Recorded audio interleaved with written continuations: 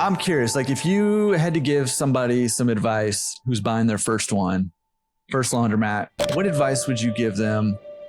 You know, if they're listening to this right now and they're looking for their first laundromat, what's the best piece of advice you could give them right now? Get a good distributor, because it really is important. You rely on them to help you make decisions and try to improve your store. So it's really important to have a good distributor. Yeah, I would think that when you first get in, the major thing would be a distributor, like my wife said. Yeah. And seeing a vision of what you want, what you expect out of your laundromat, you know, and your expectations of, you know, what kind of income you think you're going to get out of it, right? I mean, like we were saying earlier, we put our money back in our laundromat. Yep. So we could be successful in the long run, but maybe not everybody sees it that way. So, you know, those are the things I would think about if I bought a laundromat. Yeah. And I would listen to your podcast. It will help them.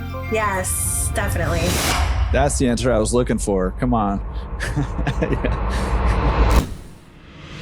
Hey, what's up, guys? It's Jordan with the Laundromat Resource Podcast. This is show 232, and I am pumped you're here today, even still after 232 episodes. I'm probably even more pumped that you're here today than ever before. Kate and George Wolfe are joining us for a super fun, super duper, I was going to say knowledgeable, but I don't know. There's just a lot of nuggets being dropped in this episode. How about that? This is an awesome episode. You're going to love it. Kate and George are phenomenal people and have built a phenomenal business, and to tell you exactly how they did it, not going to want to miss it. Whether you're new or a veteran, this one's got something for everybody for sure. Before we jump into it, I just wanted to point out laundromatresource.com/resources. We got all kinds of resources over there. Make sure you go check those out if you're looking to get into the business, or if you're in the business looking to optimize your business a little bit more. Go check out laundromatresource.com/resources for all the downloadable tools and resources that we use when we help clients find and run, optimize, scale their laundromat businesses. Awesome. Okay. How about this? Let's jump into it with Kate and George right now. Kate and George, thank you for coming on the show. How you guys doing today? Good. How are you? Good. I am doing excellent. Super excited to have you guys on. Thank you so much for taking the time and for reaching out too, and being willing to come on and share your story with everybody. I know, when we were just chatting before we hit record, you were saying, man, we really hope this will help somebody. And as you were just telling me little bits and pieces about your story, I know it will for sure. So appreciate it. But while we jump in here, why don't you tell us, who are you guys and how did you get into this business?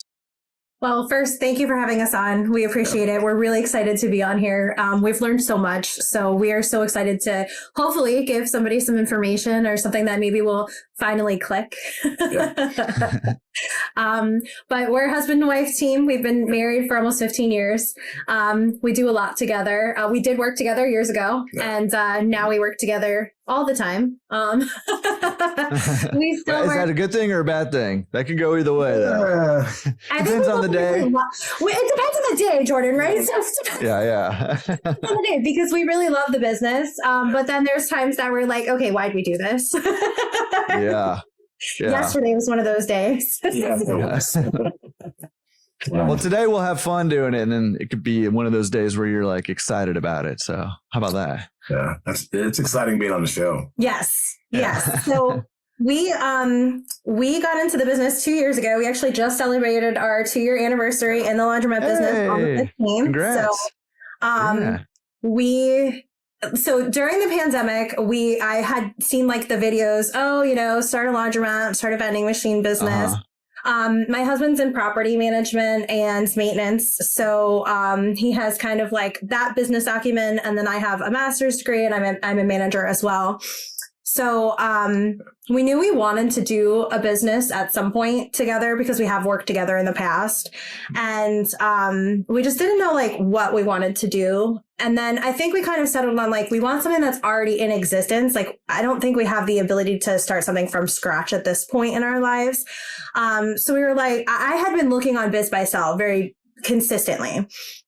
And so 2 years ago in 2023, on Veterans Day, I had seen it listed. Oh, did you want to say how you...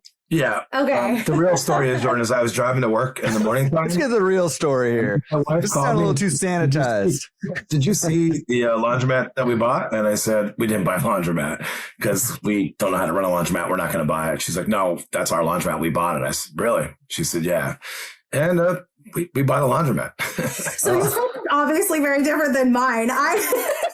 He's like, it tells everybody, yeah, my wife just called me and was like, yeah, so we're going to buy a laundromat. And I mean, he's not wrong. That is how it went down, essentially. Like I was stalking Biz Buy Sell, twice a week, every week. And it was really late. He was already asleep. I found the listing, 8 minutes away from our house. We know the area. We know it well. I actually lived there when I was a teenager. Right behind it in housing. Yeah. So we, as soon as I saw it, I started reaching out to like my realtor friend, my banking friends. I put an inquiry in. I was doing everything that I could to try to contact people. So when I woke up in the morning, it was a holiday, but he had work. So then I called him and I said, hey, did you see the laundromat that we're going to buy? And he laughed and he's like, oh, what are you talking about? And I was like, no, like we're going to buy that. I've already talked to the bank. I already talked to my friend. Go get her. I was like, I'm just waiting for the owner to contact me back. And he's like, no way. So fast forward to the afternoon, I finally get a hold of the owner. He was actually the last person I spoke to. And always the last to know. He says to me, well, the last person that went to look at it said it was really dirty. So I sent my cleaner there and, let me know if it's dirty. And I said, okay, we're going to go take a look at it, but I'm pretty sure we want it. So I'll call you right back. So we drive over. It wasn't clean. It was dirty. I mean, there was graffiti on the wall. It had a board on the one door. Like a 2x4. It looked run down, and it was dirty. We totally wanted it, and we knew what we could do at the store because we just knew. I knew what we could do, and I know my wife's drive, so I thought, well, there's no way this store's gonna look like this when we own the store, of course. You know? Yeah. So of course we cleaned up the store and made it beautiful. I mean, we put Laundry Works in the store since then. It doesn't look, there's actually a TV that's actually on in the store. Right, yeah. We're not afraid of somebody stealing it. It's actually on the wall and it's on. One of the things that the owner himself had told us, so he was out of state. And so, he was this is a passive income business. And he was a big time landlord in the area. So he has like hundreds of properties and only 2 employees and then laundromats. So it wasn't working for him. So he wanted to get out of the business. He did keep one laundromat at first. So we dove in, we bought the business only, and we were like, okay, let's see what we think. Like, let's dip our toe and like see what we can do with it. So like the first day we get the keys, we go in and we start cleaning and getting rid of the graffiti, get rid of the 2x4, cleaning it up. We installed all new cameras, painted everything, repaired things. Made sure it was nice and bright. Broke out the steam cleaner, steam cleaned everything and anything. Yeah. And then the biggest problem that the prior owner had said, was that there was like kids that hung out and like homeless people that came in, and that was a serious issue. So we installed cameras and we would watch them very diligently. And that was like a full-time job in itself. In the beginning. To chase people out. Yeah, in the beginning. In the beginning. Because it was a lot of work. That was the one thing that customers told us, the owner told, like, it was very well known. That was like the hangout. Yeah. And so we worked really hard to change that perception and change that image. And the neighborhood knows now, Jordan, that we're a no-nonsense laundromat. Yeah. We're there to take care of the people in our community, of course, but we also are not going to tolerate anything there's going to be no fooling around like that. Tell me about your son. So that's real quick on.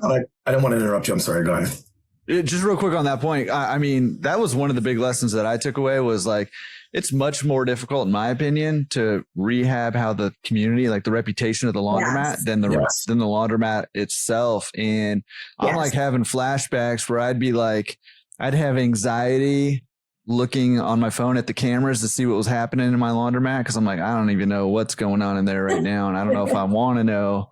Yeah. And it was like a lot of work. Like you were saying, it's like a lot of work to actually clean up the place. And it is. That's something that, especially if you're buying like a fixer upper laundromat, a zombie mat, something like that. One thing you can't underestimate is, I talk a lot about how laundry is like a habitual business, which is really good for us. But also, other people have habits at your laundromat potentially as well. Exactly. You know, might be coming to try to sleep there, to hang out there, to do whatever there. And you got to break those habits as well. So I was just like resonating with what you're saying and like having some flashbacks there with you. We had to get rid of the unscrupulous behaviors that were occurring. And George ended up buying a sign for the window for like $20, $15 on Amazon. And it said, under new ownership, it says, and it worked really well to bring customers back that left, to give Laundry Lane a chance to let them have one more shot at our laundromat. So they knew who we were and that we were going to keep the place like it is now, well maintained and take care of. I mean, that's the main goal there in a laundromat, is making sure it's taken care of. Yeah. I mean, even like the customers would come in and they would say, wow, it's so much cleaner. Like we didn't do like, you know, we talked about this before we hit record, how we took a lot of loans. And so we didn't like renovate the place or put new equipment in. We just cleaned it. And then took care of the customers and then answered our phone when they would call. Like all of these things that really aren't. Customer service is number one. We completely out of the norm, you know? That's my wife's department. She's fantastic with it. That's one thing we do is we don't wait 3 weeks to call you back. Yeah. We'll call you right back. My wife always does. She'll call you right back. If not right there and then, she tries to make it within the hour. She'll get right back to the customer. We've gotten very creative with our problem solving since we're not always available. Like we can't just always pick up and run over. I mean, obviously we do when we have to, when there's, you know. When we can, because we do work full-time jobs. Yeah. But we do make it a point to try to get over there as much as possible whenever there's an issue that requires us physically to be there. Yes. So. Yeah. When you were like looking at the cameras and, you know, trying to like clean that up, I mean, did you have like cameras with two-way communication or like what did you do? Yeah. Okay. So you were able to communicate with people in there and like get out of here. So we have 2 sets of cameras. We have like, so you always, you know, one thing I did learn on the podcast is you always have to have a backup, right? So we have a set that's in the store and then we have a set that's mobile as well. So that one we have two-way communication. So we are looking and there's an alarm feature too, which the kids know now. Like if they do try every once in a while, they just before I kicked them out last week, they were like, they're going to tell us to get out of the laundromat. And I was like, you're right, please leave. We can also control our doors from an app as well. So, you know, when the kids were getting out of hand, we would just lock the doors. When they left and they try to come back in and it's like, no, you need to leave. So it works out perfect. I mean, it's not like that now, of course, but it took a while though to get things straightened out. A few months. I mean, and a few months later, what was it? 6 months later, then we bought the owner was saying he was going to sell the property. And my wife's like, you know, we're going to buy the property. And I was like, I don't think we can feasibly do that. That's expensive. We're not going to do it. She's like, no, like somebody can come in here and raise our rent. And like that could kill us. Like, we're not going to do that. We're going to buy this actual property. I had 2 rental properties. There's like 2 rentals there. So my wife's like, you know, you're in property management. You already know maintenance. And she knows the finance side, of course. So I'm very fortunate. So she's like, listen, let's buy the property. So we could be the landlord for the laundromat too. Well, so my husband's telling part of the story. So when I talked to the owner about purchasing the property of the first Laundry Lane location in Edwardsville, he said, hey, I'm actually thinking of selling the building that my other laundromat's in. And so we had a conversation already that like eventually we were going to get the second location because he wanted out of the laundromat business. Like I said, he wasn't putting the time and attention it needed. So when he said he was going to sell both the buildings, I was like, okay, we want both. And so I call him again and I'm like, so we're buying 2 buildings, not 1. And he's like, there's no way. I don't want that other building. It's not in good shape. And I'm like, so we're going to buy it. We have a maintenance guy. It's fine. Don't worry about it. Yeah. Go new stuff. I know what's happening. I know what's going through that mind. Yeah, you can fix it. You can fix anything. Yeah. So we bought the first laundromat December 2023, and then we bought the buildings June 2024.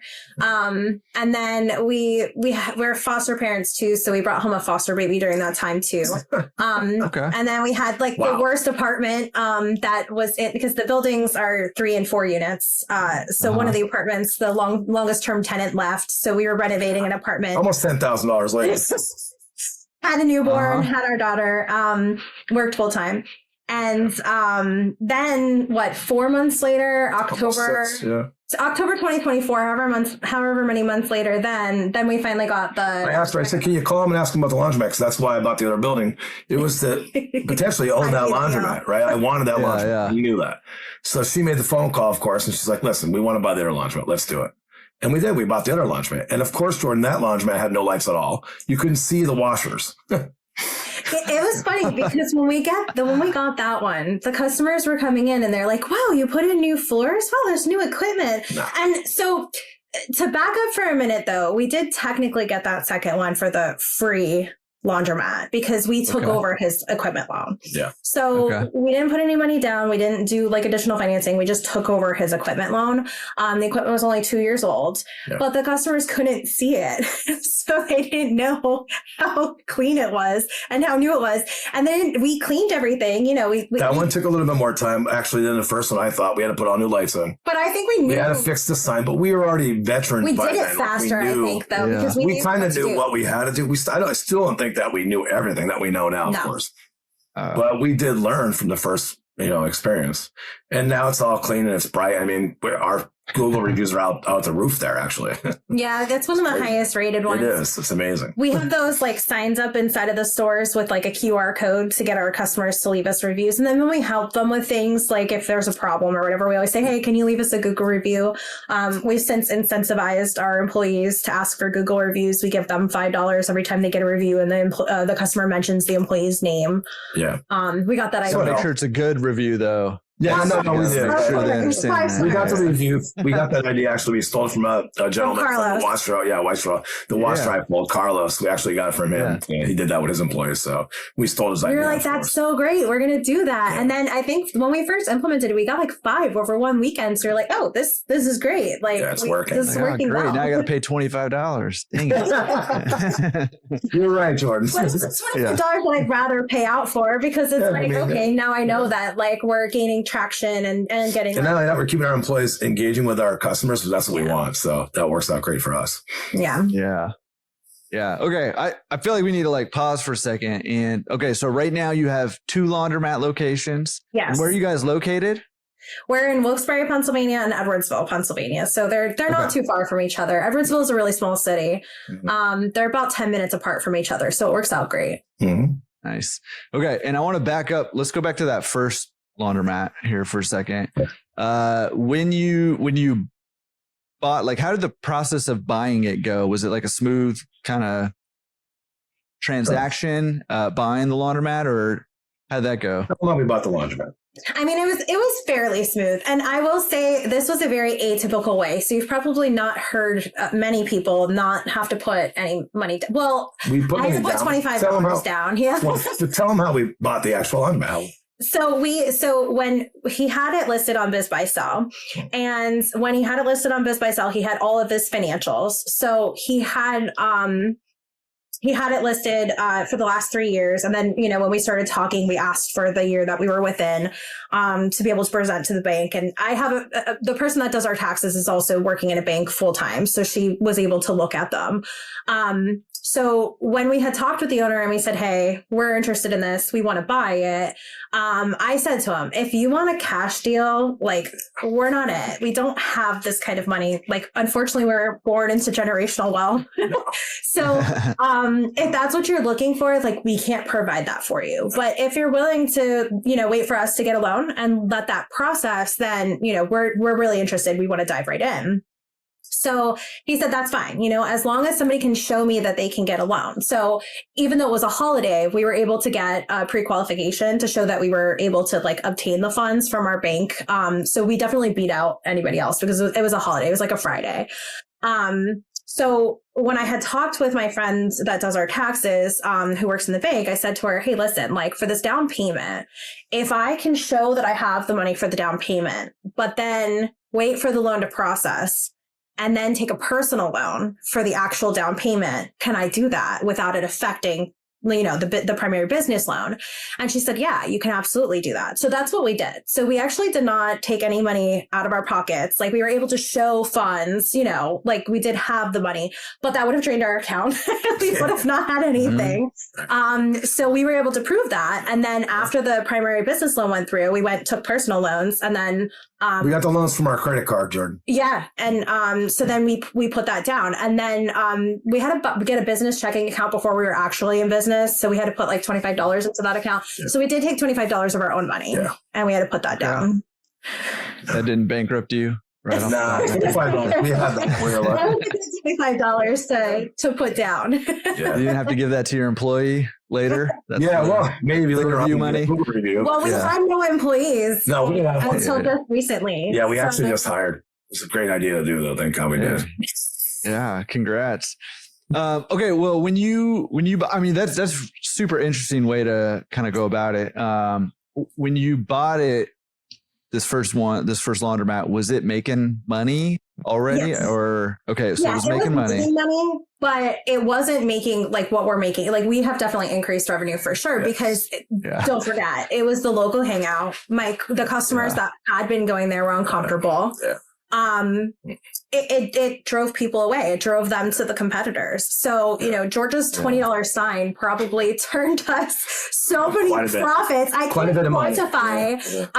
But it gave us so many more customers back, because we spent a lot of time in the stores as much as possible in the beginning. I mean, we still go there a lot. Probably more than most owners. Definitely. We care about we just care about it. We're passionate about what we do. Yeah, we enjoy it. Yeah. And so we had a lot of customers that would come in and say, "Oh, we saw the sign in the window and we wanted to come check it out. Are you the owners?" And we're like, "Yeah, and then we have a conversation and tell them the things that we're doing and how we're improving it. And, they see our passion for the business and for, taking care of our customers and really providing that community service for them, because, we went into this business with the intention of, okay, like, yes, we want a business. But I don't think we realized how much of a community resource and how necessary that is. And now we feel so passionately about giving that to our customers. Like we get genuine, heartfelt thank yous even now, to this day. Consistently. Yeah. People come in and say, "Thank you so much for how much work that you've done." This week, Tuesday, I think it was, I was there, or last Tuesday I was there, and I was fixing one of the machines. I was putting a fill valve in, and the lady said she couldn't believe how nice the machines were and how well they were kept. And she was so thankful that the laundromat was so nice and clean. And I was like, that really means a lot to me, my wife, because we work so hard to make sure it looks like that. And we have that reputation. That's what we want. So yeah, you're right. That it does mean a lot to me, 100%, just like you, that we're doing the right things. That I feel that when they say that, Jordan, that we're doing the right things, then we know we're doing something right when the customer says that. It's like the non-financial way that we kind of like get that, like I said, we wanted a business, but I didn't realize how integral that business would become to a community. Sure. And people tell us all the time, like, this is the community laundromat. And now that we've worked so hard to change that reputation, that they know what to expect from us. They know that it's going to be clean. They know that we're going to, not tolerate someone not doing laundry. It's not a hangout or a bus. Yeah. I mean, they actually kind of do the work for us sometimes. Yeah. I mean, we actually, my wife told me one time to put a broom and a dustpan, like a little like Dollar Tree mop there, and hanging on the wall. And I was like, that's ridiculous. Nobody's going to do that. You're being, it was ridiculous. This is never going to work. Where are you getting this idea? Stop these stupid ideas. And I hung it up on the wall, and they sweep up the laundromat and they actually mop the floor sometimes. Actually, our 2 employees that we now have were customers. Like one was from each location, and they actually used to sweep up for us. And so it turned into hey, like, you do this anyway. Do you want to get paid for this? Yeah. And they've been the best employees, because they're already invested. They know how much we care about it. Yeah. They care about it because they want a clean, safe place to do their laundry. And they've been like the best employees because they really care about it. They're fantastic. I agree. Yeah. Yeah. Well, I found some of my best employees just from either being customers or friends or family of customers. And they have, there's some like pride of, community pride there of taking care of the business. Right. So it can be a great way to find. I've also had a couple bad ones from the community, so it's not a given, but it's awesome. We struggled quite a bit there in the beginning when we first finally started hiring employees. We were like, oh, wow, like we were doing it ourselves for so long. And then we got into hiring employees and we were like, wow, this is more difficult to have someone just show up. But then once we started hiring the customers, things really turned around for us. Yeah. Okay. So listen, I think when people hear your story about how you bought this first one, I mean, you said it, right? Like you leveraged it, pretty much entirely. So how has that gone? How has that gone? Like, has that been are you like excited that you went that path? Yeah. I would do it again and again. Yeah. I would do it again and again. Okay. Not only did we not touch our personal finances, which was a really big deal for me. And we're not rich, and we bought a laundromat. So, Yeah, like our number one rule has always been to not touch our personal finances, and keep that out of it and have everything generating from the income from the business. Yeah, the business pays for the business. We don't pay it. Yeah. And so since then, we've paid off those personal loans. We still do have the business loan, but it's worth it. We just recently replaced the card system because that was a card-only laundromat initially. With a very antiquated system. Sean, we can make a whole nother podcast just for that alone about what the troubles we went through. We had a lot of trouble with that system. And not only the trouble, but then, when you buy a laundromat, people don't realize that your distributor is a big part of your laundromat. Yes. So when you buy a laundromat, and I'm speaking to everybody out there that wants to buy one or is thinking about buying a laundromat, remember the distributor you have makes a big difference. Yes. If they don't answer your phone calls or if you can't get somebody on the phone, that's going to be an issue for you. So, you need to be out there and make sure you're doing your diligence. YouTube videos did not prepare us for that when we got this little idea, that turned into this great big thing we're doing. It didn't prepare us how important they really are and how much you need to rely on them. Like you can't just call out a company and say, hey, I want to order this particular, you generally can't do that. No. So that is one thing we did not know. No. And we learned the hard way. Very hard.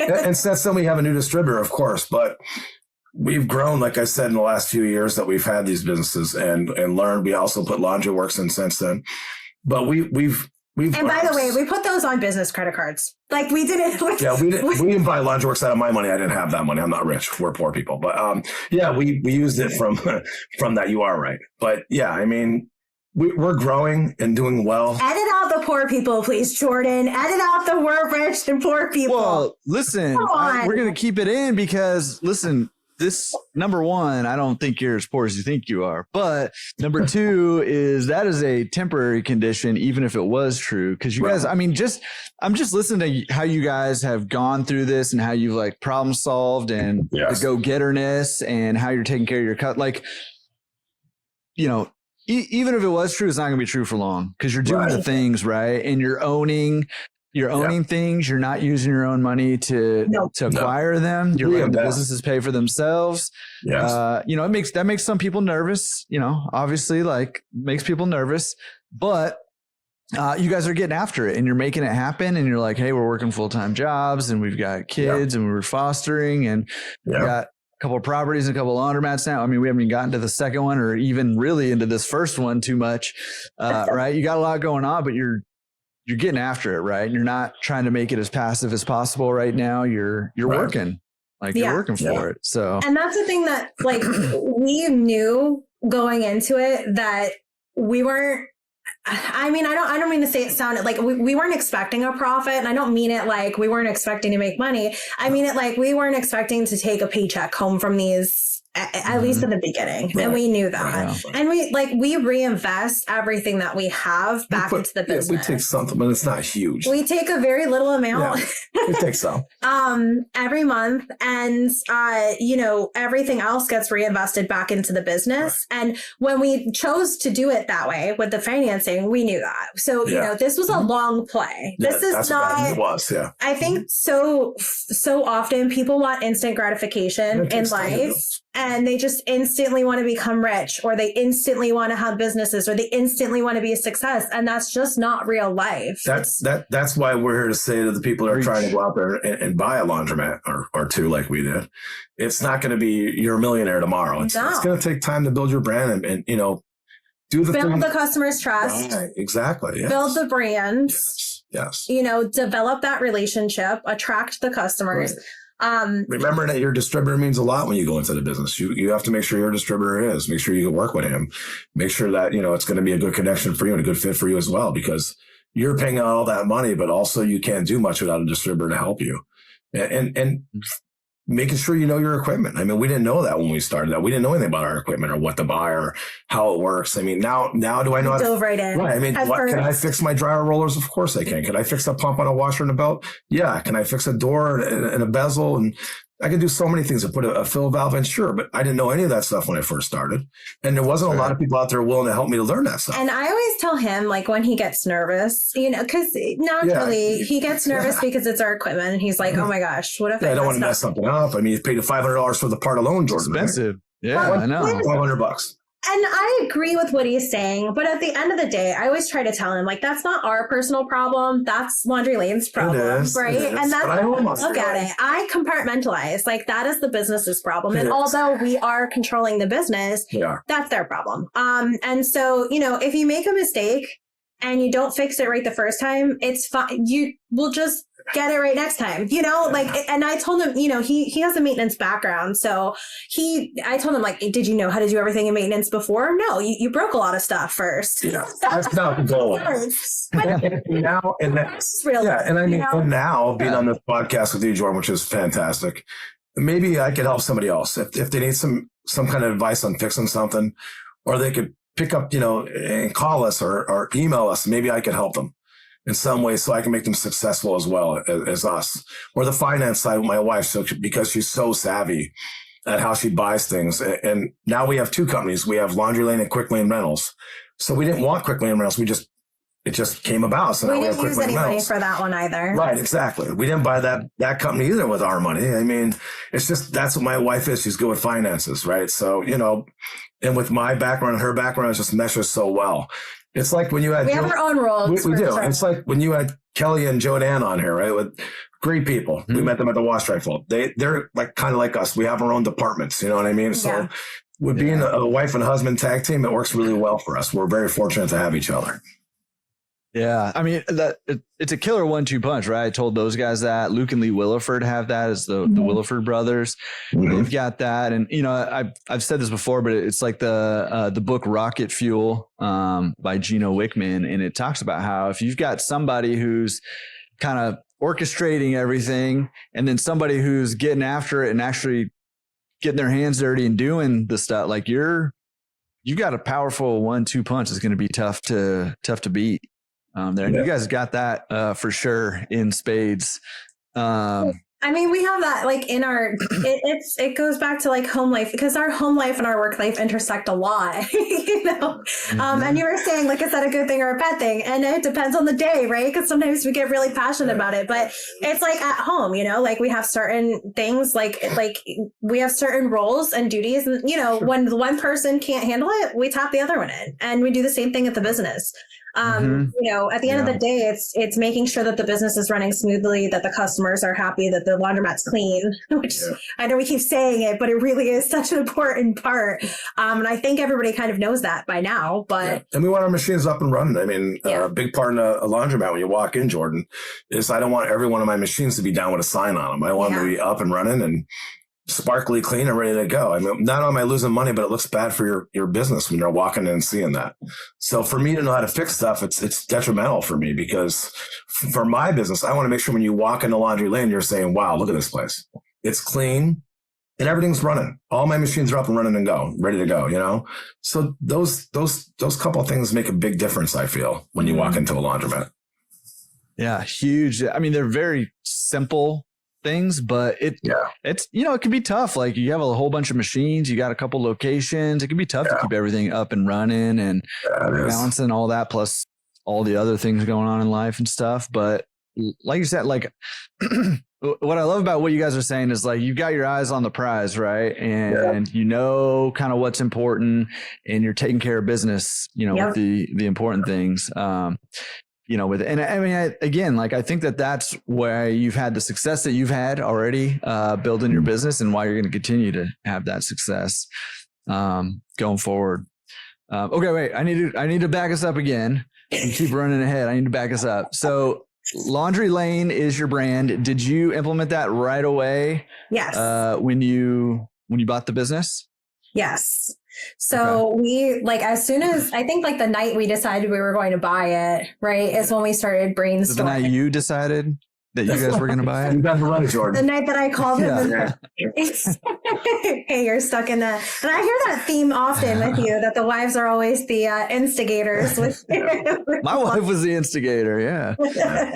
I feel your pain, George. I know she has these ideas and you got to go make them happen. I like it. So I think we were talking about different names, right? We were kind of like in a brainstorming session about different names, and knowing some of the problems that there was, like people hanging out and, you know, not doing laundry. We were kind of like, okay, like what's going to make them want to get in and get out respectfully? Come in, get your laundry done, and respectfully leave right after. Laundry right? Lane, the quickest way to do your laundry. That's right. So we came up with the name got like a race car on it, like almost. I know. Yeah. So we were when we came up, so we were naming a bunch of different names. We came up with that name, and we both were like, "Oh!" And I was like, "Wait, I think our logo. You know, here's." She drew our logo. Actually, I took this very terrible sketch. I'm not good at drawing at all. And so I took a terrible sketch and I drew it on my phone, and I said, "What if it was like a washing machine, but like with wheels?" And he was like, "Oh my god, I love that!" And I was like, "All right." So yes, to answer your question, we launched it right away. We went right into it. So like the day after or maybe it was a couple. The girl days that does our accounting, her sister actually works in a sign company. Yeah. So it's a lot. We got very fortunate. We knew enough people that we got lucky. It was like a good network of connections, and people are always very willing to tell you, hey, I know this person that can assist you with that. Yeah. And so I told them, please don't make fun of me. I'm going to send you this terrible drawing, but like, can you bring this vision to life? And then, you know, we went back and forth about the specifics of it, and then we finalized our design, and then that has been something that we've stuck with as far as our brand. Like we put it on everything. We bought shirts and benches around the neighborhoods. Yeah, there's benches there with our sign that says Laundry Lane on it. Yeah, like a way to advertise. You know, a very inexpensive way. By where we live, even we have a big sign there. Mm-hmm. So yeah, the walls were painted green inside. That's where all these ugly green shirts came from. But yeah, it was actually because the walls were green inside the store. So that was one thing. Again, we didn't do a renovation. That was the core of the walls, and we were like, let's go with it. So I repainted, of course. We didn't want to have to buy a bunch of new stuff. We were really strapped for. We didn't know, like you said, Jordan. Yes, obviously, we dove into the financials. We did what we could, but you never actually know, right? You don't actually know, is it going to produce the way that they're saying it does? Or, you know, maybe we might not know what we're doing, and maybe it might go south. So we were trying to put as little into it as possible. And that was one of the things. Paint does a lot for you, Jordan, believe me. It makes the store look beautiful. And I'm always on it. And I'm not afraid to go in there and paint on a Saturday night, or later on at night, I'll go in and I'll touch up the white paint because I think it looks dirty. He loves coming in there and painting. He fiddles around with his toothbrush. I want my store to be nice and clean looking. And like I said, I want you to be impressed when you come to my store. I mean, where we are in the first store is in a tough neighborhood. It really is. And you wouldn't think that store would look like that in that tough neighborhood.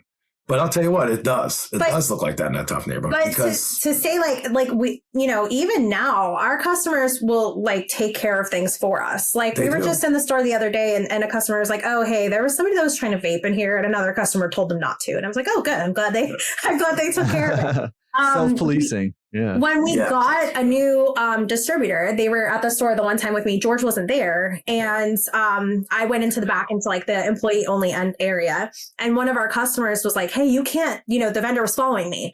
And the customer was like, you can't go back there. They were concerned about me and having, you know, and this random person going in the back. Yeah. And they were like, no, it's okay. So I came out and I told them, hey, you know, this is my vendor or whatever. Yeah, but he's a new vendor. Yeah.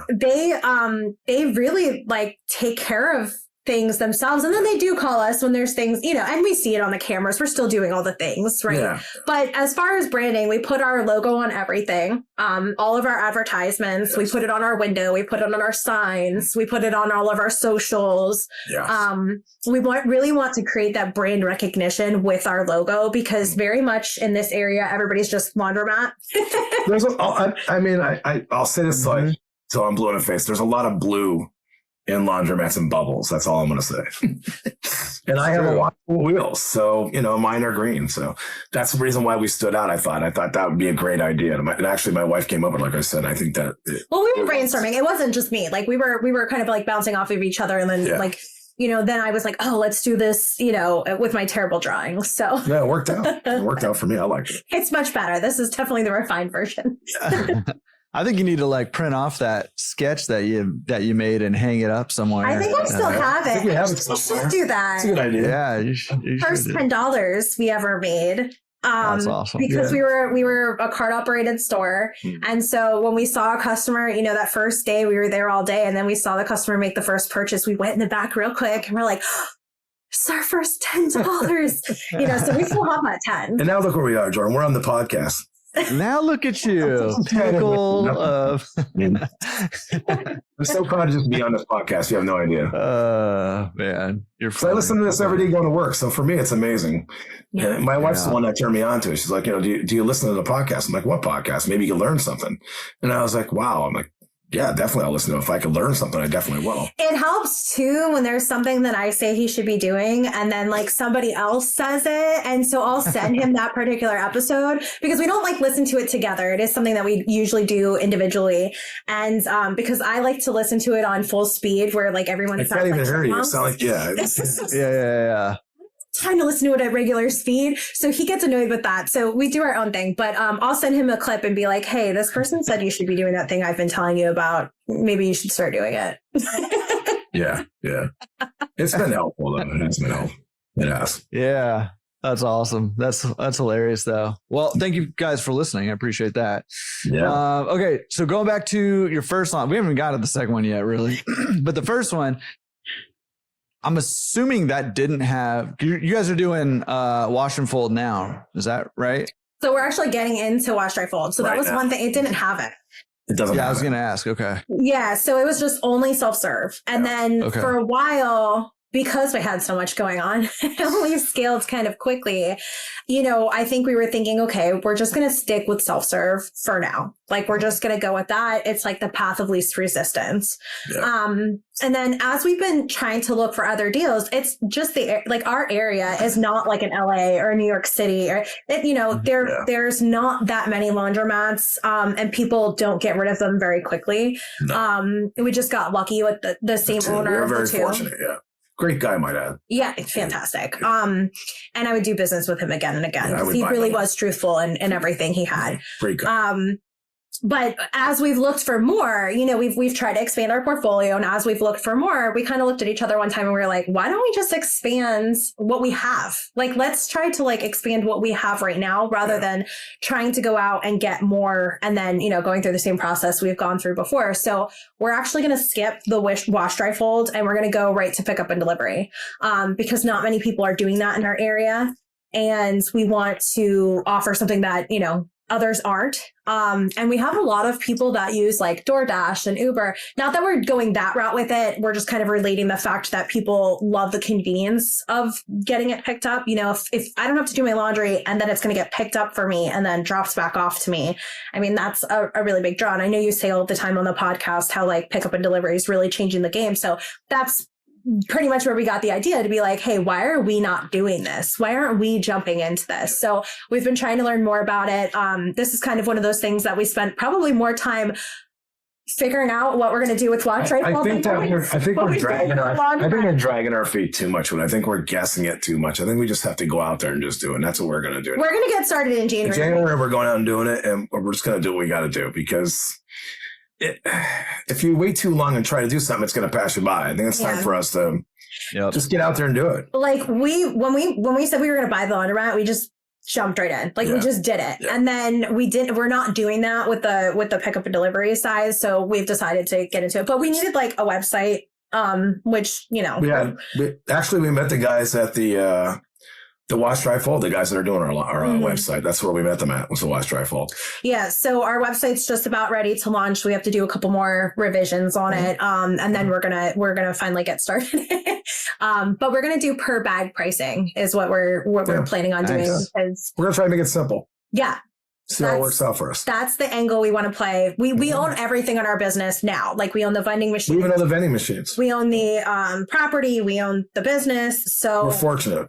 We want to have full control over everything. We're going to hire a driver. Our employee is already in place. And again, networking, going to the events that they have out there, I think it's like having a small family of owners, and a lot of owners are, at those events are willing to help you.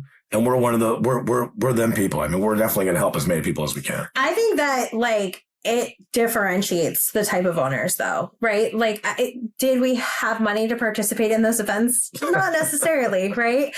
Because we're still little and we're still paying off loans. Like I said, I mean, we're being fully transparent in that. Like if we're not rolling in the dough, bathing in money every night,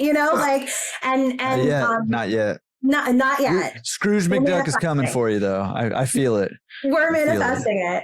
But, we decided that was a really important investment for us to get around like-minded people, to get around people that are doing the things that we want to do and be around people that are just way more successful than us. Going to the clean show, going to the wash dry. I think those things helped us enormously. And meeting the people that are there in those shows and at those places, it was worth every dollar we spent. Because those folks, I could pick up the phone and call somebody tomorrow that I know that's doing a fantastic job in their businesses, and they're willing to help me.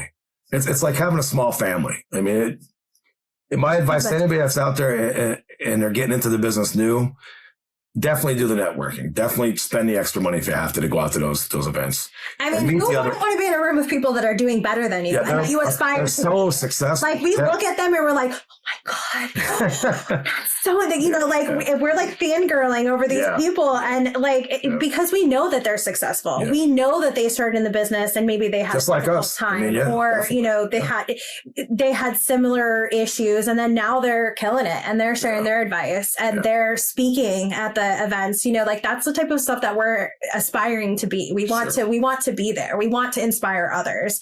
We want to share our passion for this business and tell everybody how great laundry is. That's right. Sure. That's right. Sure. Yeah. Join us weirdos out here, just loving laundry and talking laundry all day. I know. But it is, I mean, it is so true, because people like you will come on like a podcast or sit on a panel or something like that and just share your stories and share your lessons. Like it is inspiring, and it is a way to kind of shortcut that growth. Like I'm sure, I mean, you guys have shared a little bit of some of the tough lessons you've had to learn along the way. I'm sure there's more of them as well. Yeah. But man, I mean, one of the benefits of this and why I started the podcast is that I firmly believe that if we share information with each other, we're all going to get better much faster, and we can go farther faster. I agree. Better together. Yeah. And I really, it's just such a motivator. Like we went, when we've gone to these events, then we're like, we need a website. What are we doing? Yeah. Like you said, like at some point, things that everyone's been saying that we should be doing finally just click. And then we're like, we need to do that. Let's do that. And I've listened to your podcast before where you say there's enough for all of us. Yes. And I go by what you say. Like I've heard you say that many times on a podcast. Like there's enough for all of us. So I agree. We're not those owners. Like we're happy for you. I mean, if we can help you down the road, we'll help you. Actually, I'm not saying we're not afraid to help. We'll help. Our Edwardsville location, there's 3 of us. Yeah. I said we're not LA, we're not New York, but really there's 3 of us in a very small, probably like a 2-mile radius. And every one of us have our own kind of customer. Yeah. And we have our own niche. Right. Like, and I'm happy for them. I mean, if we could help them in any way, I would. I don't know if they would be the same way as us, but of course, if I could help somebody. Yeah. Only because I've been through the struggle to get where we are, Yeah. Knowledge in itself just really helps propel you, though. I feel like if you can educate yourself on the machines, the equipment, a distributor. If you can save any money, do it. A day to day. I mean, we created a checklist for our employees, which, SOPs are talked about a lot. Making sure that there's something that's, everybody's following. That's helped a lot. Just different things that help you get to the point where you're like, okay, we kind of know what we're doing. Yeah. Well, and I don't want to gloss over, you guys are starting to go down a path that I think is huge. And it's something that it's one of the, in my view, from my perspective, it's one of the differentiators between people who, make progress and people who don't, is that, you were kind of talking about starting that wash and fold business and how you feel like you're sort of dragging your feet a little bit, getting in research mode, kind of that type thing. And, one of our, at Laundromat Resource, right? Like one of our values is default to action, right? Like you gotta learn, you gotta do some research. You've got to do some prep work. You gotta have the website and the software in place and like all that stuff.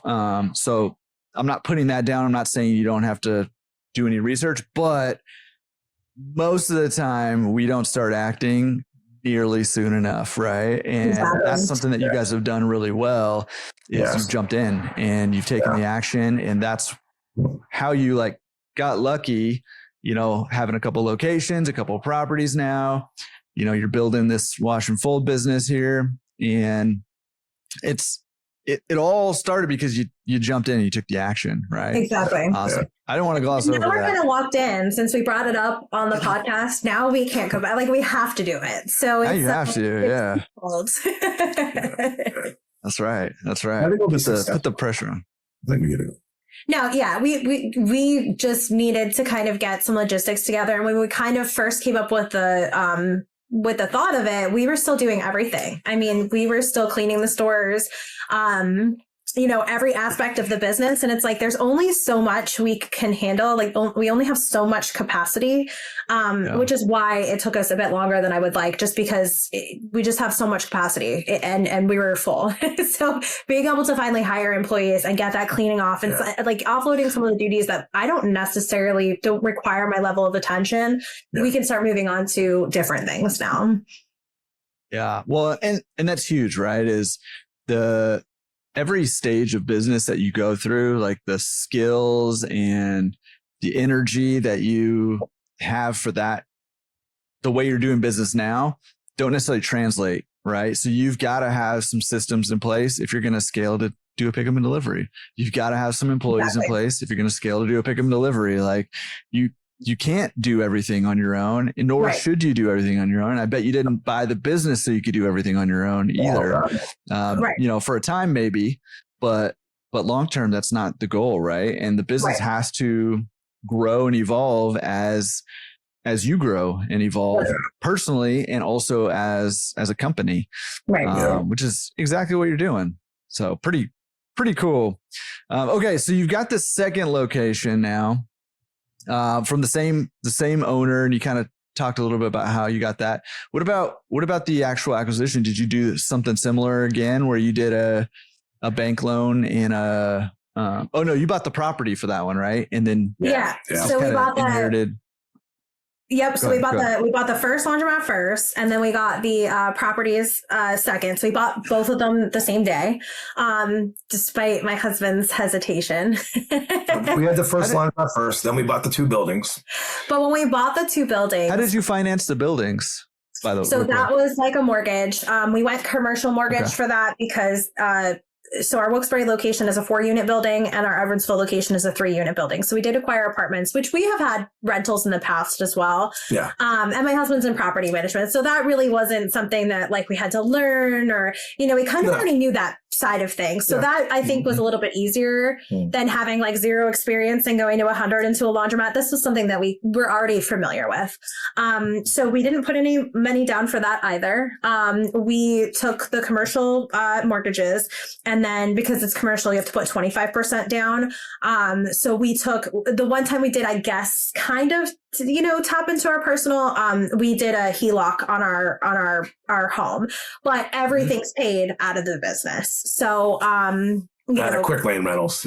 Yeah. So the rental income that we generate, because we also do pay ourselves rent. We kept the same rent that we were paying when we were paying. Laundry Lane pays Quick Lane Rentals. Yeah. So one company pays another company. And then then we have obviously tenants in the rentals, and we work very hard to keep those going. They're always filled and they're always taken care of. Yeah. And when we've had openings recently, we fill them very quickly. Yeah, they don't stay because they're beautiful. I mean, And we have nice properties, and we keep it a little under market value to keep them rented and attract. We don't gouge them. Yeah. And so we did that deal, and then we didn't take anything out of pocket. So that is all paid for out of that business. And then when we did the second laundromat, George said, "Hey, I'm ready to get that other laundromat." And I was like, "Oh my gosh, you want a second one?"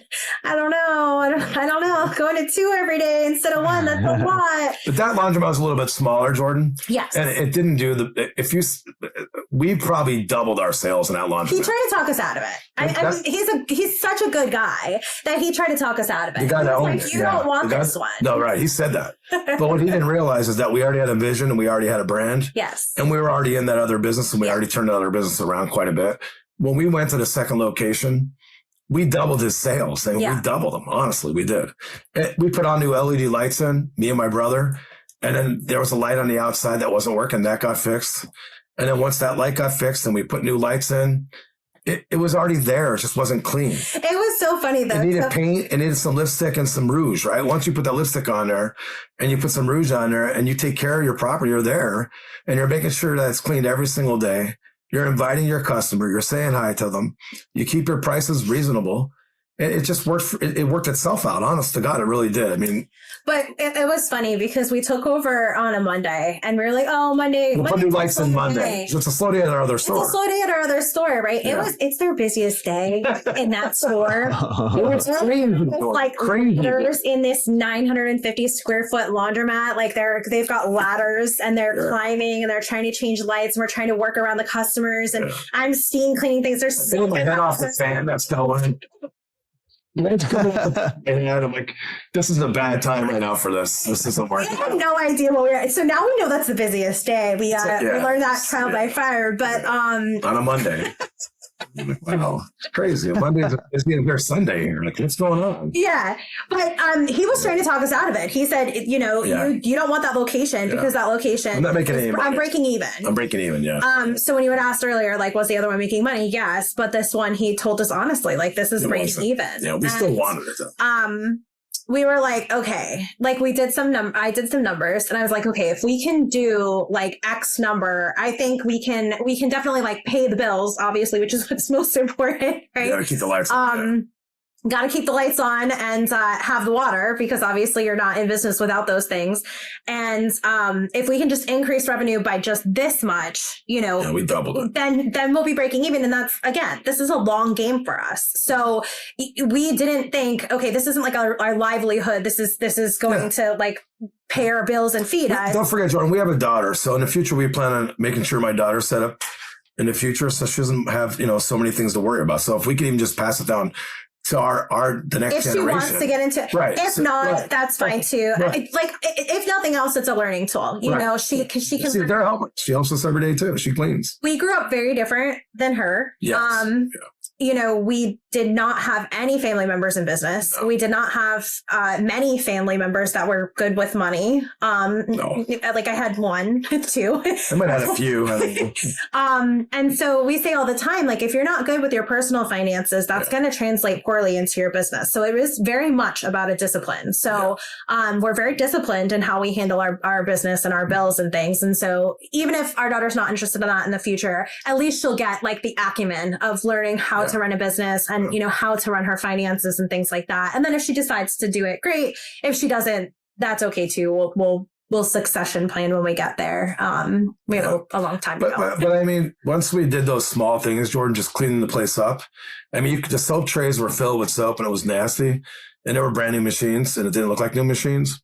Once we cleaned that up and, again, new cameras, we implemented the same things we already did in our last store. Yeah, just cookie cutter. We cleaned it. We painted it. We put brand new lights, brand new LED lights on. I think it cost me like $550 for lights. Yeah, that was. And maybe $2,000 for the front light.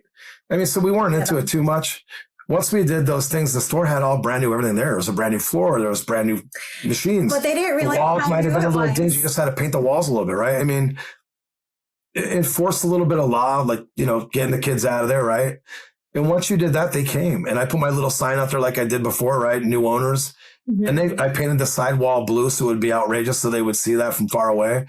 And you know what? They came. And it's an old building. And I don't love the building. He said no blue, but he did paint the sidewall. I know. That's what I was thinking right now. It's like, you sold out, man. You sold out.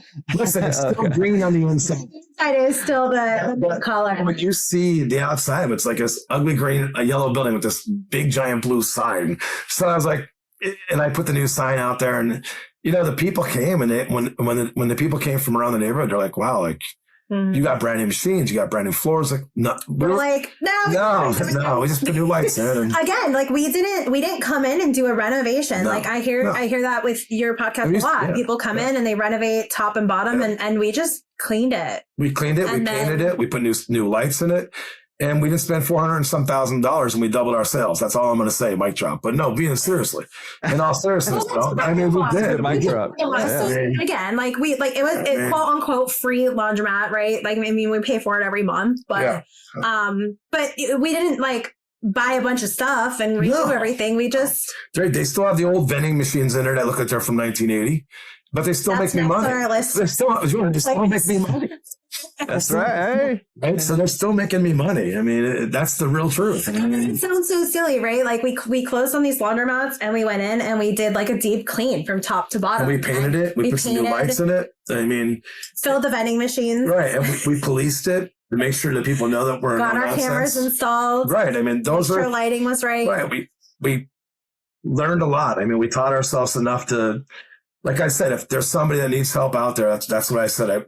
I really wish I would have had me when I started, because when I started, I had no idea. I mean, we were paying $5 for one card a customer had to. So our cards aren't that expensive now, right? So there's just so many things that we got hit with in the beginning and had so many black eyes from it, right?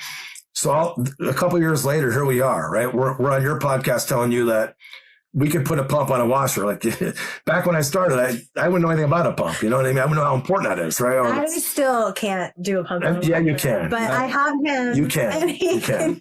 Okay, you need to get your hands dirty. Come on. She changes the bezels on the doors. She knows something. It's hard. He doesn't understand the struggle with She knows something.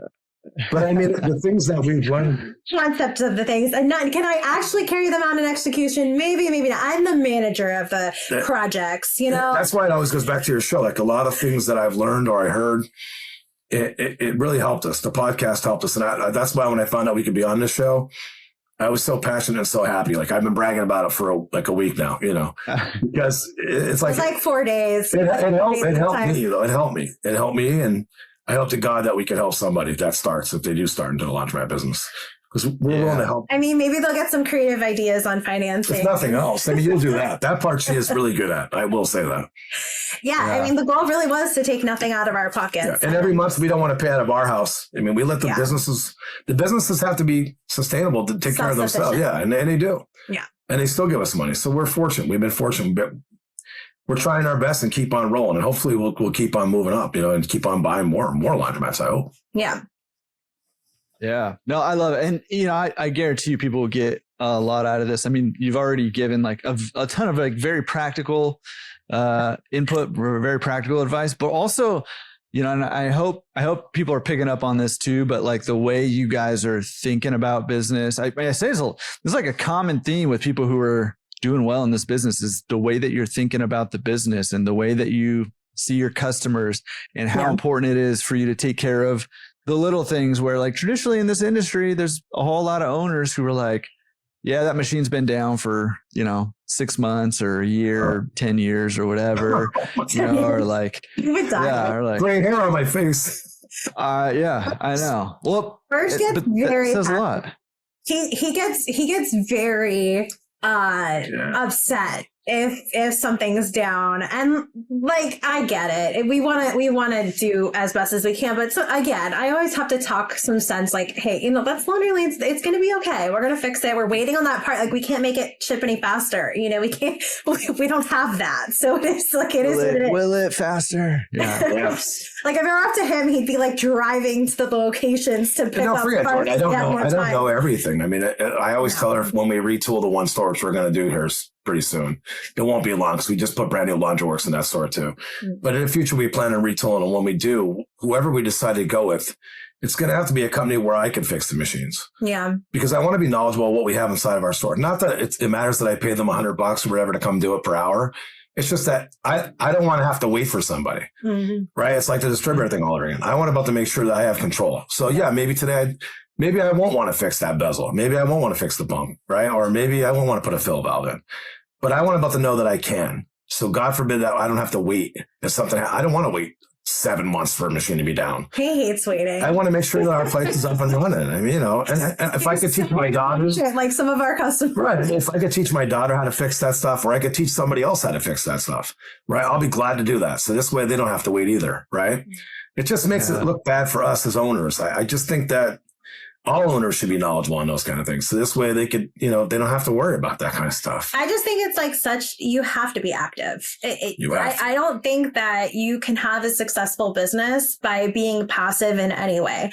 We say to our customers all the time, like, how many other laundromats have you been into before you came into ours?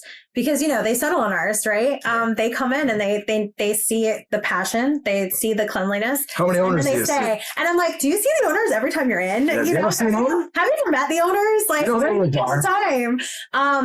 And we enjoy it. It's not, it's not always work. It's like we enjoy giving that. And I don't know. Sometimes I feel that maybe there's something wrong with me. Because I'll be at the store changing wheels inside the dryer. And I'll walk around the store and I'll be messing around with the vending machines that breaks every other week.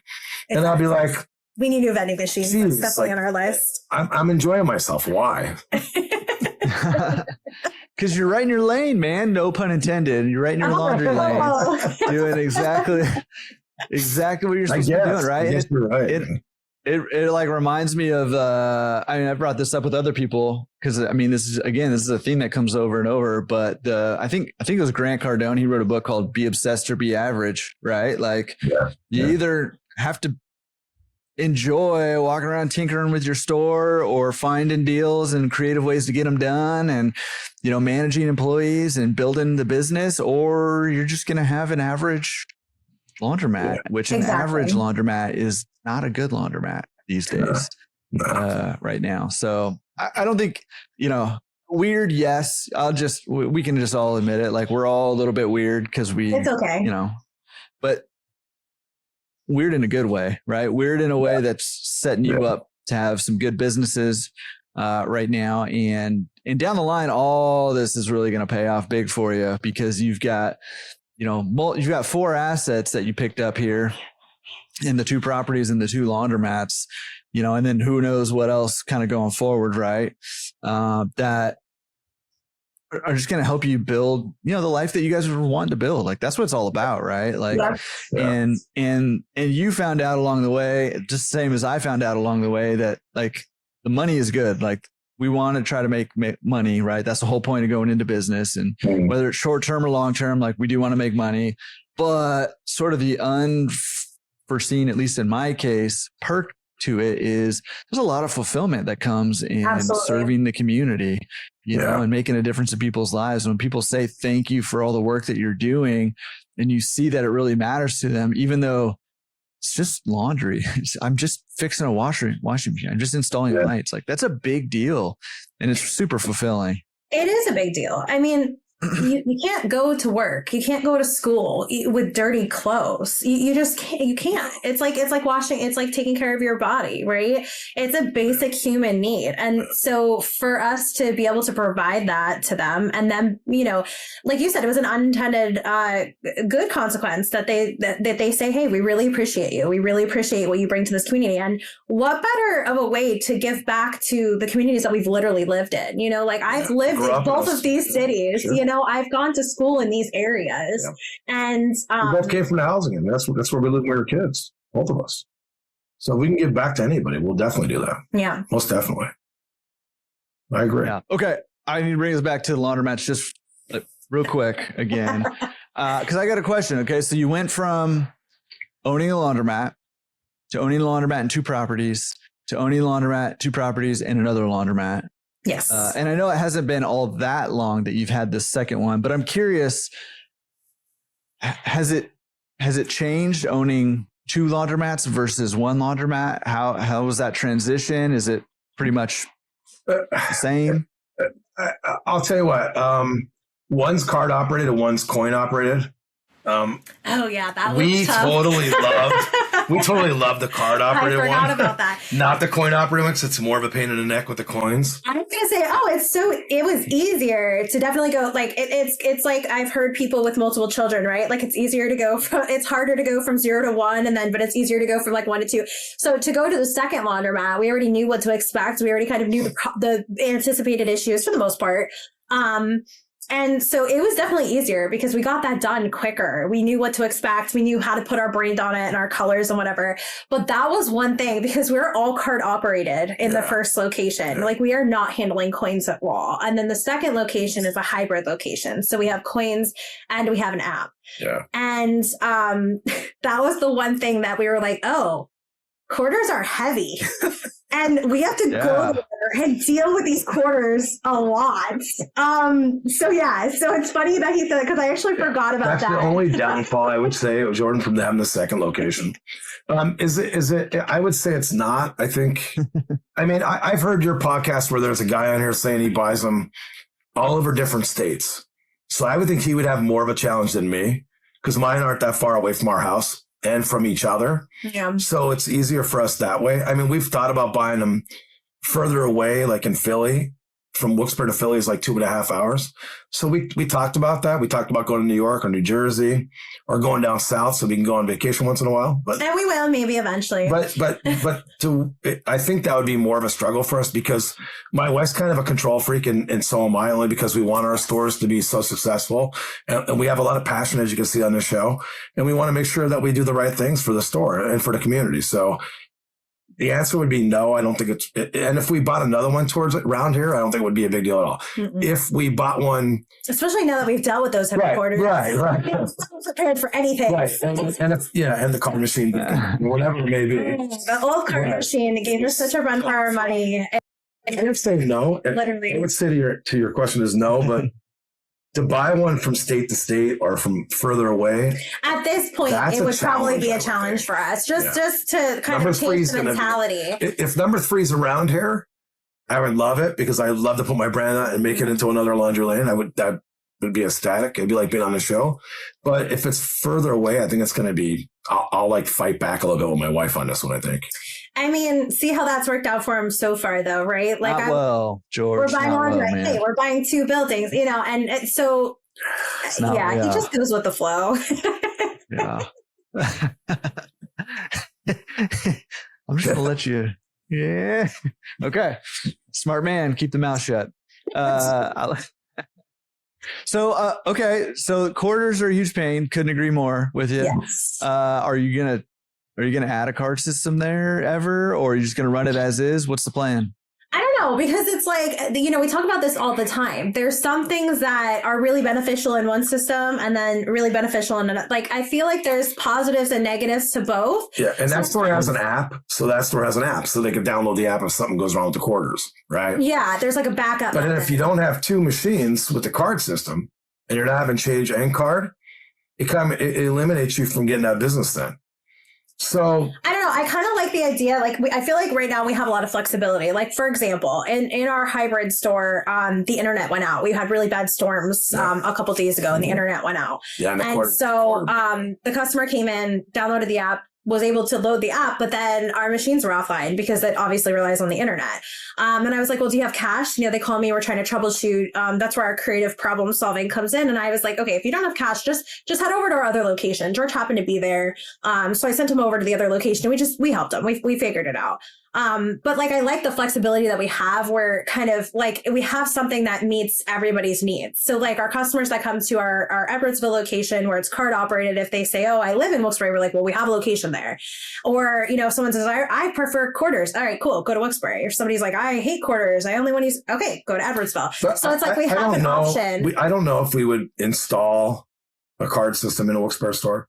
Well, because the machines are 2 years old and we have the option for you to use the app if you didn't want to use the quarters. So I don't think I would mess around with that system right now. I think I'll let it roll the way it is. I feel like if there was a way to combine the two and give us all the things that we really love about each system, I feel like I would be more compelled to say yes or no. But, you know, that's just... I mean, when we retool in Edwardsville, we might just do that. We might go to quarters and do quarters and card.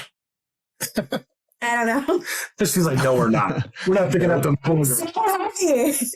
I mean, it's been successful without it, so I don't know if we would either. I don't know if that'd be a good idea. And they're dirty. I mean, like, really, like, they're dirty. I think the card system is the new era. That's what I think. I mean, I don't know if I'm right or not. That's what I think. When we're on Facebook and people say things like, oh, we only do quarters, I'm like shocked because I never have cash. No, we don't even carry cash. We very rarely carry cash. So I just feel like there's such a draw to the card system. Yeah. So I don't know. Right now we have something for everybody. We don't know like what the future holds. I guess we kind of got forced into changing a new card system at the first store. So we couldn't charge. We'll see what happens. They were charging $5 a card there. That was ridiculous. I don't know. We could never do that. I can't do that to my customer. That's what I said. That's steep. Yeah, that's steep. Well, I mean, yeah, the saga continues. What's really good about what you have right now is that you've got some data coming in for all these different systems. Yeah, I'm curious. You may not know this, but I'm curious that on the hybrid store that you have,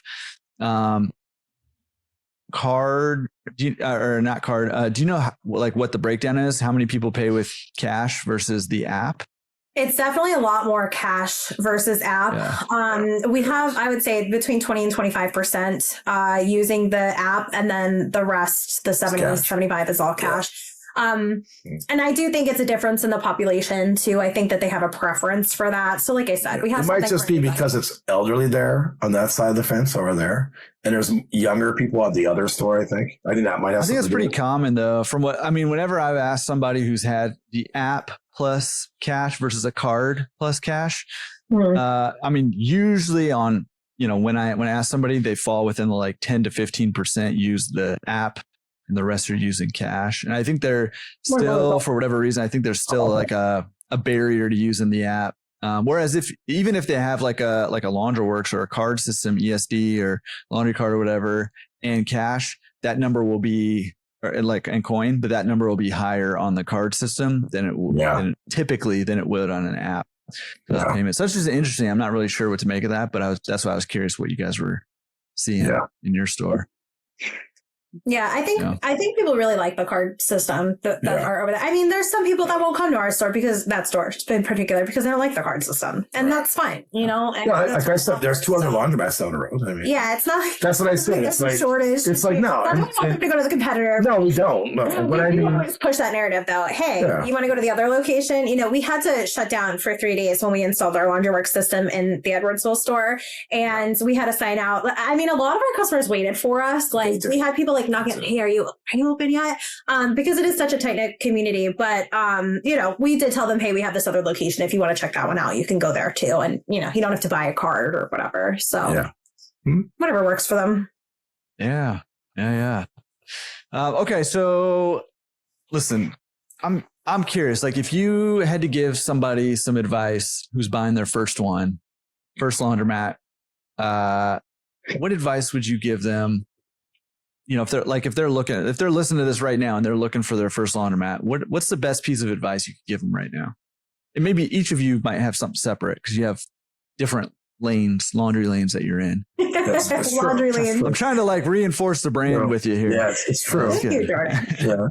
Yeah. So I would say get a good distributor because it really is important. It really you rely on them to help you make decisions and try to improve your store. So it's really important to have a good distributor.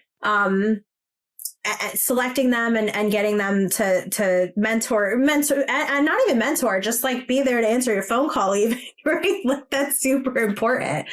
And then I think you said customer service is the thing. I think that if you buy a laundromat, you have to be willing to be open to take phone calls. One thing my wife does do is she does a customer service for us, thank God. And she does it well. The last person that and make sure you have your number inside your store. If you're going to go. Yeah, we see that often when we go to another store, they don't even have it. There's not even a phone number. I mean, how do you get a hold of somebody if you lose your money? Yeah. You know what I mean? They don't want you to get a hold of them. I want you to get a hold of me, though. I know that you guys don't think like that, but that is how we roll in this industry and have for a long time is we don't want to hear from you. Just give us your money. We don't roll that way because the way we think about it is if you have a problem, and some people don't care. Sometimes they literally call us and they're like, hey, I lost $5, but I don't even care. I just want to let you know. And it's no, we're going to take care of you. And if you have 4 kids and you're on a fixed income and you're worried about paying your bills and you're coming to my store to pay for your laundry, I don't want to steal your $4 or your $5. Yeah. I want to give it back to you. Make sure you got to wash your clothes, man. That's not fair to you. Yeah. There's been instances where it's not even, a lot of time it's not actually our fault. We didn't do anything to cause the issue. Sometimes it is user error, and you have to educate your customers. So we're really firm on the fact that we're going to educate you, and we're going to say, hey, I looked back on the camera and I saw you stuff that comforter in that top loader, and maybe that's why it didn't spin. We went on the Laundry Work app, and you didn't even put money in. Yeah. So we educate them, and then we try to make it right, whatever. And we're heavy on okay, you had a problem in our $3 machine. Here's $4. Because of the inconvenience. We don't ever hand cash to anyone. We're really not answering the question, though. You were asking us what you would do if you were going to buy a laundromat. Oh. What? So we went off topic, but as usual. That's all right. Listen, we chase rabbit trails around here. This is good. This is where good stuff comes in. If I was going to have to buy a laundromat tomorrow and I knew nothing again, I would definitely do what Kate said, my wife. I would definitely check into who the distributor is and if you can get a hold of them. Yeah. Because you can't be on an island and not be able to get a hold of somebody that you need desperately to run your business, especially if you have a card system. If you have a card system, he's the only person that can buy the cards. So you're in trouble then if you can't get them. And second of all, I would say, make a vision of what you think you can make the store when you first walk in the store. Can you envision yourself being there? Can you envision taking care of it? Can you envision, getting the phone calls? Those are the things. Branding is really, I think branding is really important because you want people to recognize your brand for the quality that it is. You want to represent quality. And so I think identifying what your brand is, identifying kind of what you're willing to do and not put up with. Yeah. Because one thing that we always say too, I know it's kind of not exactly the answer to your question, but one thing we talk about with customer service is we worked in restaurants for years. I think it helped us actually. And one thing, I worked in the front of the house. He worked in the back of the house. So we had our lanes there too. And we bring those interesting lived experiences to the table. And, the owner, we worked in a family-owned restaurant, and customers would just be rude and, treat us terribly. And the owner would be accepting of that. And so that's one thing that, sometimes you have to fire a customer and it's tough. But I think, if you're going to buy a laundromat, know what you will accept and what you will not accept. And for us, we will not tolerate any kind of vandalism or disrespect to our equipment. We work very hard to keep that clean. We work very hard to keep it running, and it's very expensive, and we're still paying on it. So please, if you're going to be disrespectful, if you're going to try to break it, if you're going to be rude, we're not going to put up with that because we don't have to. But on the other token is again, we have our own lanes. I worked in the back where the customer's always right, and you try to cater to that customer and don't lose that customer. You make them happy. As long as they're not being again, there's a fine line, right? As long as they're not being, so if they overloaded the machine, we just educate them. Right. We had soap pouring down out of the washer a week or two ago, and my employee was like, "Oh my gosh." I'm like, "It's okay." Like, "Hey, what soap did you use?" We just had a conversation. I started her wash again. I kept an eye on it. We took care of it. It's, and she was apologized. I don't want to see a customer walk away from our store and not be happy. And I don't want them to leave my store and go to somebody else because there's something I did wrong, Jordan. I want to try and make them happy. There's a lifelong value of that customer, and we have to recognize that, because if they have a bad experience or they don't get their $5 back, or even if it is their fault, they don't perceive it that way. They don't think, "Oh, I overloaded the washer, this is my fault." Right. They think, "Wow, your laundromat sucks because you didn't spit out my clothes," right? So we try to make sure that we're taking care of them and taking care of the issue, and then helping them so that they and educate them so it doesn't happen again. And tell their friends so that we get more customers, Yeah. Yeah, I would think that when you first get in, the major thing would be a distributor, like my wife said. Yeah. And seeing a vision of what you want, what you expect out of your laundromat, and your expectations of, what kind of income you think you're going to get out of it, right? I mean, like we were saying earlier, we put our money back in our laundromat. Yep. So we could be successful in the long run, but maybe not everybody sees it that way, right? So, those are the things I would think about if I bought a laundromat. Yeah. Good summary. That was good. Mm-hmm. Yeah. And I would listen to your podcast. It will help them. Yes, definitely. That's the answer I was looking for. Come on. I would definitely, I've learned a lot. They have to listen to the podcast. I mean, obviously that is number one. Yeah. And there's so many YouTubes, and there's so much information out there. The Facebook forums, there's a lot out there. Networking helps. A lot. Yeah. What the people listening don't know is that, similar to how you incentivize your employees to get Google 5-star reviews, I now owe each of you $5 for saying that they have to listen to my podcast. So is that check in the mail from Wolfe? It's in the mail. It's coming. Don't talk to her like that. Yeah. No, I appreciate that. No, I mean, I think that's all just great advice, right? If it's so, I mean, for me personally, I'm sort of naturally, I'm trying to grow out of this, but I'm naturally sort of that lone wolf mentality, right? So giving that advice of hey, don't go it alone. You're not reinventing the wheel here. You might be able to put your own spin on it. I'm hunting all over the place right now, right? Spin on that wheel, but you don't have to reinvent the wheel. So find somebody who can help guide you through it, and it'll help you make good decisions, right? And you said earlier, George, you were like, "Hey, I wish I had me when I was buying the first one and everything I know now," right? And I've said a lot of times about myself, hey, a 15-minute conversation with me now from back then would have saved me 6 figures easy. Yeah. So I get that, and listen, Part of it is you've got to go through what you got to go through, right? The struggles and all that stuff and the hard work. That's how you learn. That's how you grow, and that's how you refine what you want your business to be, right? You've said a lot of things on this episode, a lot of things. We never want our customers to walk away unhappy, and it have been my fault, right? We want to make sure that our customers feel cared for. We want to make sure that we are not letting people who aren't supposed to be there, be there. We want to make sure it's a good experience. And if I just got to touch up paint, I'm going to do that. Right. You just said a lot of things, but all that stuff you didn't have all of that probably on your doodle pad when you were drawing your logo. Right. Exactly. You learn all that and you refine all that by doing the business, right? But there's a lot of things you can shortcut by having some experience in your corner early on. I think that's great advice. I think that's great advice.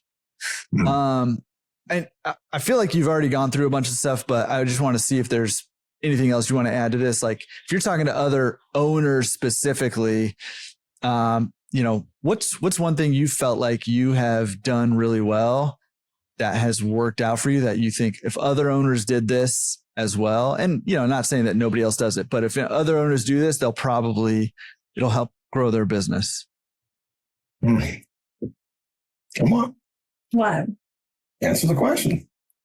What would you advise another owner? What would you say that works for us that would help them? Are you asking me? Yeah, well, that's what he's asking. Do you have an answer? We're both asking you now. I kind of do. I kind of do. I think we've talked so much. Why is that throwing me off? I'm I don't know. I think You're in a headlight. Said a bunch. Yeah. I think being more personable with the customer. I think that owners should be more visible. I mean, yeah, you can open a laundromat and just leave it sit there, Jordan, and make money. But maybe visit your store once in a while. Mingle with your customer. Talk to them.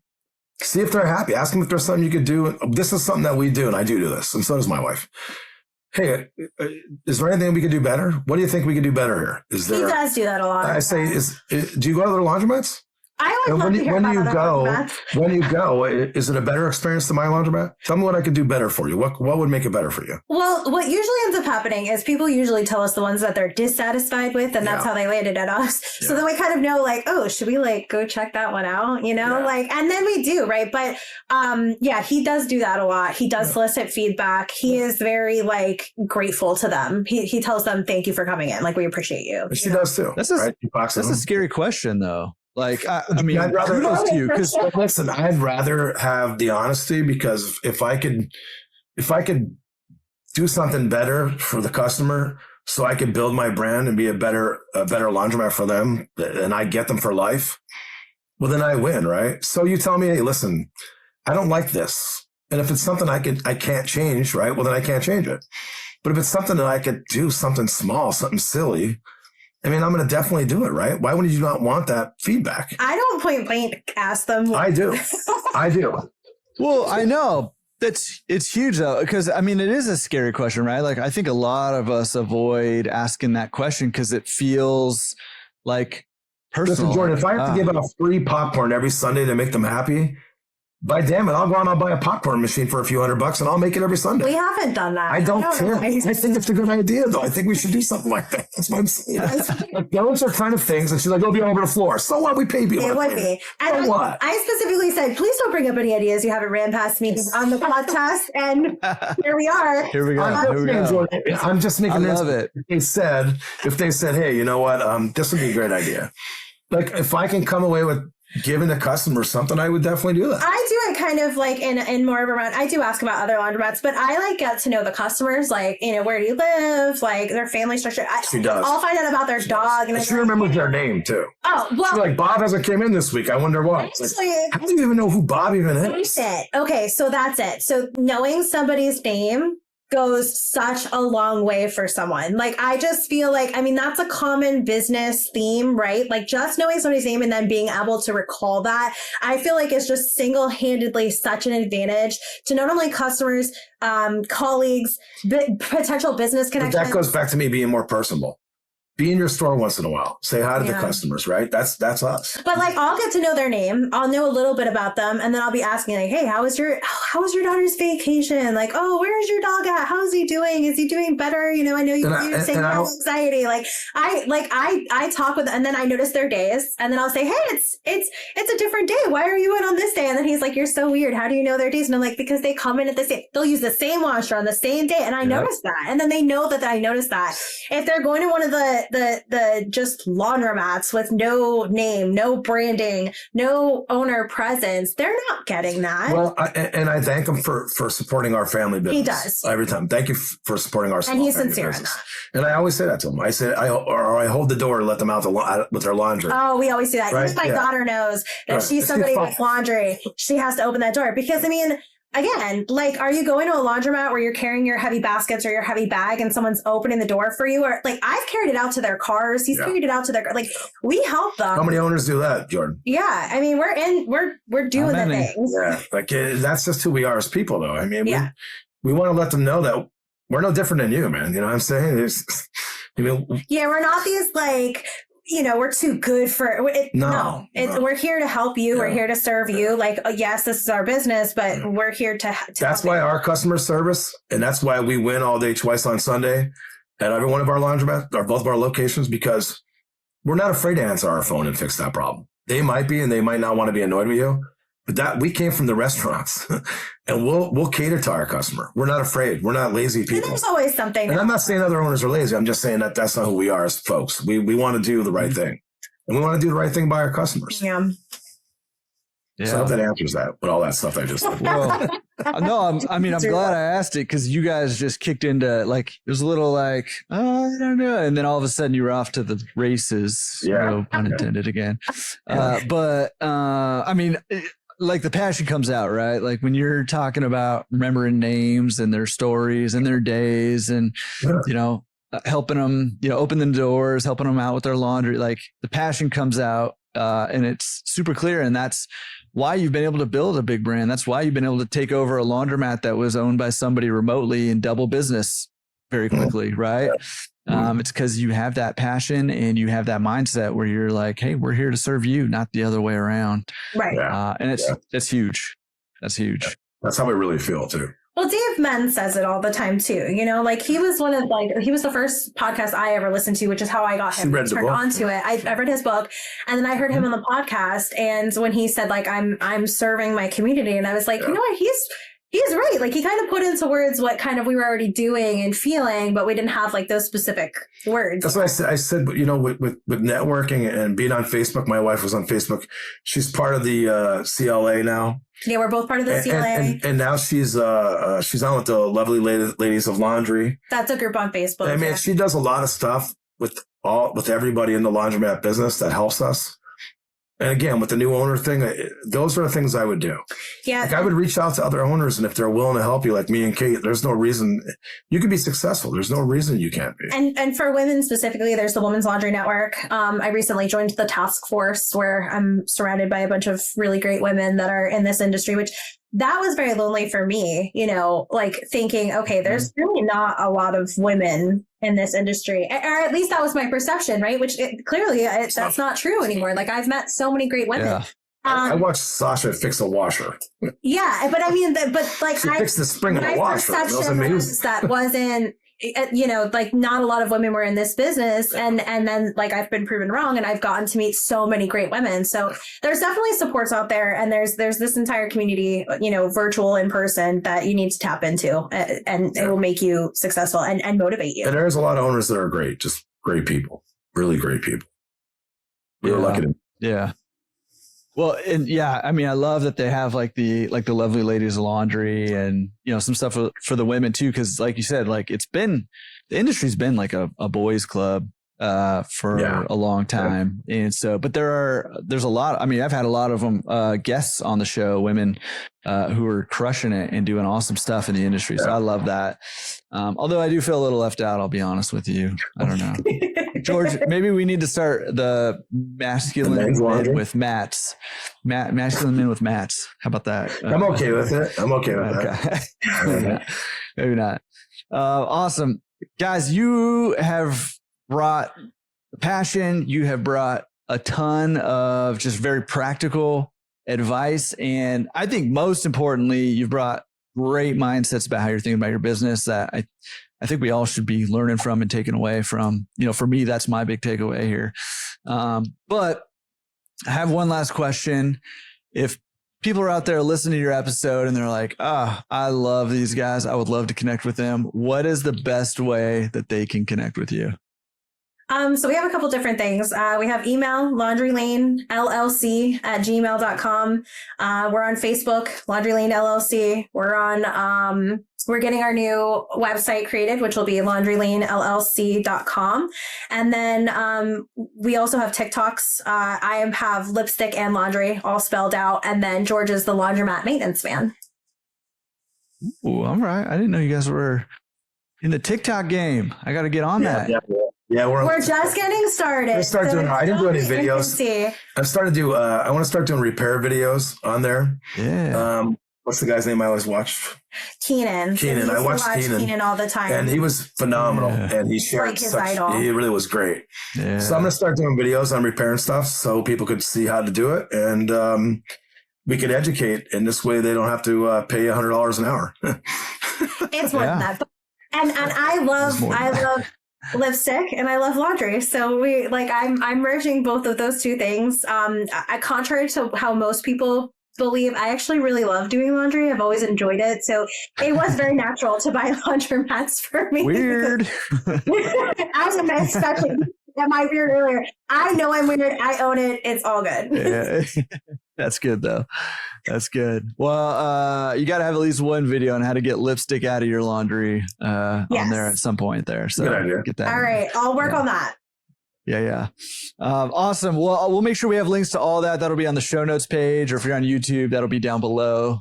Connect with these guys. This is what they literally told me before we hit record. We came on the show because they listened to this podcast, other podcasts, and were able to actually connect with people in person at some of the events and stuff like that. Yep. And they said, we want to do the same thing for other people. So blow them up, go, send them the email, Go follow them on TikTok and be a part of one of the early ones on their journey there. Guys, thank you so much for taking the time and coming on the show. It's genuinely incredible. Maybe even an instant classic here. Just so much good stuff in here. And I really appreciate you guys. Thank you. Thank you so much for having us. It's my honor to be on your show. I was like a little girl before this show. I told you that. We were so I couldn't believe that I got to come on the show. I was so excited. You have no idea. It's such a big deal for us. Like, it really is. We learned so much, and we're just hoping that we can give at least some piece of information to. You've helped us so much just by listening to it. Like I said, going to work. We really appreciate you. Thank you so much. Thanks for what you do. Please don't stop. Yeah, and thanks for having us on. We really appreciate it. I'll try to keep it. That helps, because sometimes it gets a little, tedious doing a lot of episodes. It's a lot of work to put these things out, but I know. I appreciate the feedback. That helps all the owners. I'll tell you, I really learned a lot from your show. A lot. I listen to it all the time going to work. I really appreciate you. Thank you so much. Yeah. Well, and it's all genuinely, it's all only because people like you come on the show and share your stories. So I'm gonna send it right back to you, and thank you guys for doing that. Everybody out there, like I said, good people here doing good stuff. Go connect with them. Especially if you're interested in connecting with women in the industry. Well, if you're a woman interested in connecting with women in the industry, I don't know if you're a dude looking to connect with women. I don't know. Are you doing a dating service yet? laundrydating.com? I don't know. Maybe like Laundry Lane. Don't give her no ideas. She'll be trying to I'll just mull it over. Yeah, mull it over. I'll buy that next. Yeah. When you get it launched, you come back on the podcast and we'll do a little dating show. It'd be great. No, but connect up with these guys for sure. Guys, I genuinely appreciate you guys taking the time, coming on, sharing your story. And we'll have to have you back on as you grow this pickup and delivery business. And we want to hear how that goes and what you learn doing that process as well. So appreciate you guys. Okay. Thank you so much. Hope you loved that episode. I know you did, because Kate and George were phenomenal people. So much good stuff in there. A lot of knowledge, not a lot of wisdom, and a lot of fun, all wrapped up into one package of Laundry Lane LLC. Listen, all that, again, as always, will have been a complete waste of time. Yes, maybe entertaining and fun, but a complete waste of time in helping you achieve your goals unless you get out there and take some action. So go take some action today. Pick one thing from the episode, put it into practice today if possible. Very least do it this week as we stack these actions week after week after week. Guess how far you'll go after 1 year, 2 years, 5 years, 10 years from now when you listen to the Laundromat Resource Podcast, stacking all these actions, 500 different actions in. You're going to be a whole new person, probably living at a nicer house than me on the beach in Hawaii.